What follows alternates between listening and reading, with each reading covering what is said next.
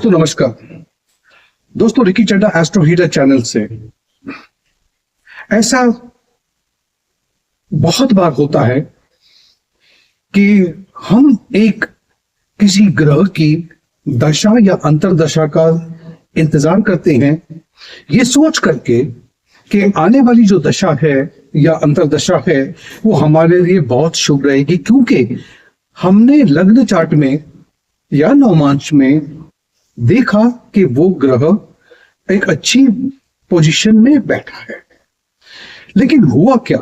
हुआ ये कि जब वो दशा या अंतरदशा लगी तो मुझे उसके परिणाम जो सामने आए वो उसने मुझे विचलित कर दिया कि मैंने तो सोचा था कि अच्छे परिणाम नहीं मिलेंगे, लेकिन क्यों सब कुछ मेरे विपरीत जा रहा है, शुभ नहीं है, अशुभ घटनाएं हो रही है, नौकरी में तकलीफ आ रही है, ऐसा क्यों हुआ?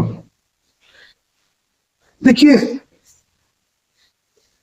लग्न चार्ट तो देखा, नवमांश भी चेक किया, लेकिन एक चीज है जिसे हम देखना शायद भूल गए, और वो है क्या वो ग्रह जिसकी दशा अंतरदशा लगी है उसका षडबल में कितना ताकत लेके बैठा है, कितना स्ट्रेंथ लेके बैठा है, कितने रूपा, कितने पॉइंट्स लेके बैठा है, ये हमने नहीं देखा।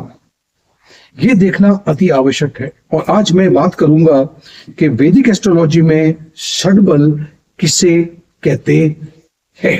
दोस्तों, वैदिक एस्ट्रोलॉजी में एक सिस्टम है, एक तरीका है ये जानने का कि कोई एक ग्रह जो आपके चार्ट में है उसमें कितना बल है, कितनी ताकत है। और ये जो शब्द है षड बल, ये संस्कृत से निकला है। षड का मतलब होता है छह और बल का मतलब होता है वो स्ट्रेंथ यानी ताकत।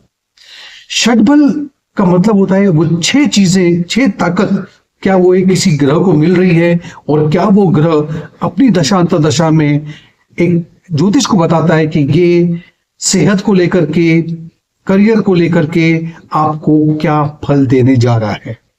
और यहाँ पे वो छह ताकत कौन सी है उस पे मैं आज बात कर रहा हूं। दोस्तों, सबसे पहला जो बिंदु है, जो बल है, वो है स्थान बल, यानी कि वो ग्रह किस भाव में, किस स्थान में बैठा हुआ है उसे समझना बहुत जरूरी है। क्या वो उच्च राशि में है, क्या वो मूल त्रिकोण राशि में है, क्या वो स्वराशि में है, अपनी ही राशि में है, या क्या वो नीच राशि में है। इसे जानना बहुत जरूरी है। ये पहला बल है जो हमें चेक करना है। दोस्तों, दूसरा बल जो है इसे हम कहते हैं दिग्बल।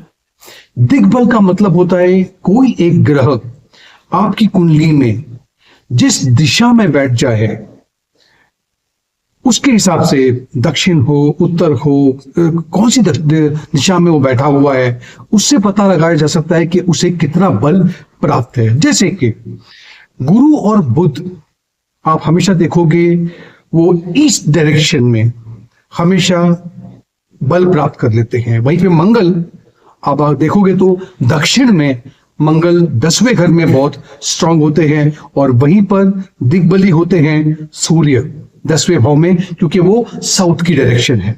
तो ये क्या बल उस ग्रह जिसकी हम बात कर रहे हैं उसे प्राप्त है या नहीं है। तीसरा बल जो हम चेक करेंगे वो है काल बल, यानी कि आपकी पैदाइश या वो ग्रह कितनी ताकत प्राप्त करते हैं, ये निर्भर करता है कि समय, यानी कि सुबह दिन का समय है कि रात्रि का समय है। जैसे कि कुछ ऐसे ग्रह हैं जो रात के समय और दिन के समय उनकी ताकत बढ़ जाती है। जैसे कि सूर्य और गुरु दोपहर में यानी कि दिन के समय बल प्राप्त कर लेते हैं, वहीं पर चंद्रमा और शनि देव रात्रि में बहुत प्रभावित होते हैं, बल प्राप्त करते हैं। तो काल बल भी चेक करते हैं कि क्या उसे, उस ग्रह को ताकत काल बल से कितनी मिल रही है।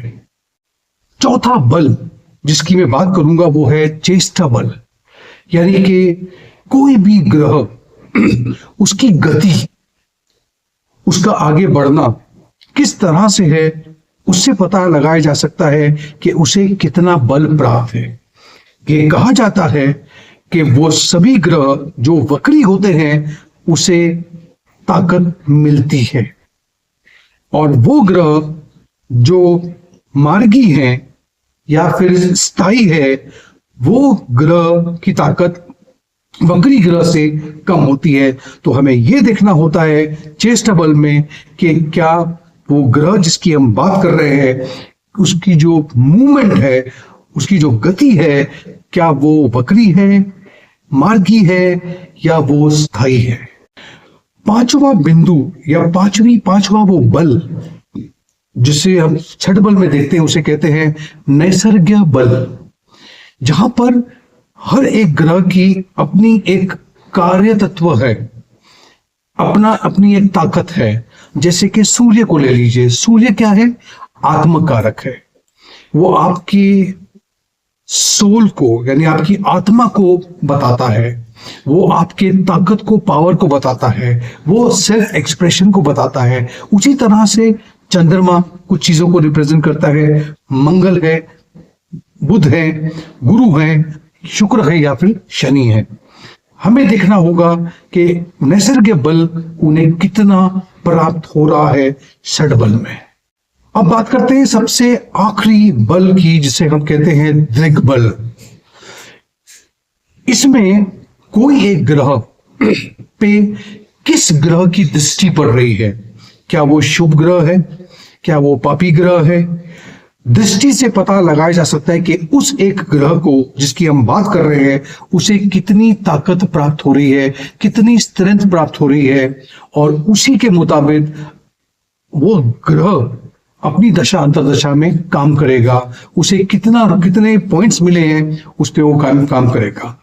इसको ध्यान रखना है। अब ये 6 के 6 बल जो है, जो षडबल में होते हैं, इसे जानना अति आवश्यक है अगर आप चाहते हो कि आप किसी की कुंडली देखना चाहते हो कि आने वाली दशा अंतर्दशा कैसे रहेगी। दोस्तों, वैदिक ज्योतिष में षडबल को मापने का एक तरीका होता है। इसे हम कहते हैं उसका जो मापदंड है उसे हम कहते हैं रूपा। अब रूपा क्या है? रूपा एक मेजरमेंट है। कहां से मिलता है वो रूपा? हमें मिलता है षडबल की कैलकुलेशन में, जहां पर हम षष्टियांशा को चेक करते हैं। ये बहुत ही माइन्यूट कैलकुलेशन है जिससे हम पता लगाया जा सकता है कि एक ग्रह को कितने पॉइंट्स मिल रहे हैं, कितने रूपा मिल रहे हैं और उसको कितनी पावर मिल रही है। ये जानना अति आवश्यक है। एक रूपा 60 षष्टियांशा होता है। अगर कोई ग्रह को एक रूपा की ताकत मिली, इसका मतलब होता है 60 षष्टियांशा उसने गेन किया है। उसी तरह से षष्टियांशा से हम कैलकुलेट करते हैं 60 षष्टियांशा एक रूपा। आपको एक उदाहरण देता हूं मैं अभी। ओके, अगर कोई एक ग्रह 300 षष्टियांशा प्राप्त कर ले तो 300 को हम 60 से अगर भाग करें तो हमें मिलेगा 5। ये 5 क्या है? 5 रूपा। ये एक मिनिमम स्कोर है जो हमें चाहिए किसी ग्रह के स्थान को, बल को जानने के लिए। जब हम रूपास को कन्वर्ट करते हैं तो हमें पता पड़ता है कि ताकत कितनी मिल रही है। जैसे कि सूर्य को, चंद्र को, गुरु को और शुक्र को 6.5 रूपास मिलना अति आवश्यक है, यानी कि 390 षष्टियांशा। वहीं पर मंगल, शनि और को 5 रूपा मिलना जरूरी है, यानी कि 300 षष्टियांशा। बुध को कम से कम 4.5 रूपास मिलना जरूरी है, यानी कि 270 षष्टियांशा। जब हम इस रूपा को देखते हैं तो कोई भी एक ज्योतिष देख करके बता सकता है कि हाँ, इतना बल प्राप्त ये ग्रह कर चुका है, तो सीधी सी बात है कि आने वाले दशा अंतरदशा में ये अच्छा फल जरूर देगा।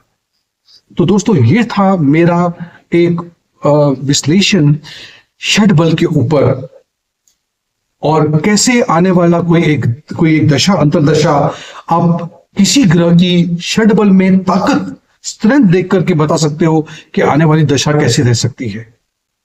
अगर आपको मेरा ये वीडियो पसंद आया हो तो इसे एक लाइक जरूर दीजिएगा, मेरे चैनल को सब्सक्राइब कीजिएगा और नोटिफिकेशन बेल आइकन पे क्लिक करना भूलिएगा नहीं।